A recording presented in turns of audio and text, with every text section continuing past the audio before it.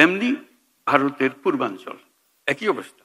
নেপালের যে অবস্থা, ভুটানের যে অবস্থা, নেপাল ভারতের সেভেন সিস্টারের একই অবস্থা।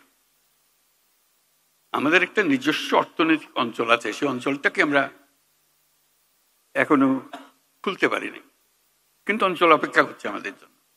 আমাদের অঞ্চল হলো উত্তরে হলো নেপাল, আমাদের অঞ্চল। নেপালের সৌভাগ্য, তারা হিমালয় পর্বতের পাদদেশে আছে। দুর্ভাগ্য হলো সমুদ্রের দেখা তাদের হয় না। তাদের সমুদ্র দেখতে হলে আমাদের মাঝখান দিয়ে দেখতে হবে, আমাদের মাধ্যমে দেখতে হবে।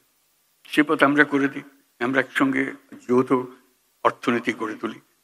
তার সমুদ্রের অভাব, আমার পর্বতের অভাব, হাইড্রো, দুই অভাব একসঙ্গে পূরণ করি দুজনে।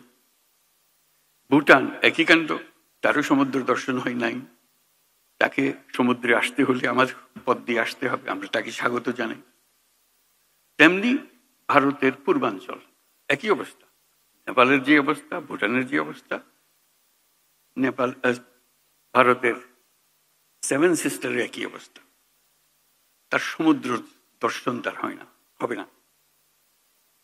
তার সঙ্গে আমরা যোগ দিই একসঙ্গে এই অর্থনৈতিক অঞ্চল। আমাদের যে সমুদ্র বন্দর, তাদের মাল আনা নেওয়া করবে, আমাদের মাল আনা নেওয়া করবে, তাদের কাছে যাবে। তাদের অর্থনীতি আমাদের অর্থনীতি দুই একসঙ্গে জাগবে। তারাও খুব কষ্টের অবস্থায় আছে, তারা খুব ভালো অবস্থায় নেই। তারা এই সুযোগ পেলে তারাও আনন্দিত, তাদের ব্যবসা আমাদের ব্যবসা, রমরমা ব্যবসা হবে, একসঙ্গে ব্যবসা হবে। এগুলো বললাম এই জন্য, আমরা ভবিষ্যৎ সম্বন্ধে অনেকটা হতাশায় ভুগি। হতাশার তো কারণ নাই, এটা আনন্দের বিষয়। আমাদের যেই অবস্থান, যে সুযোগ সুবিধা, শুধু সেগুলোকে আহরণ করা, কাজে লাগানো।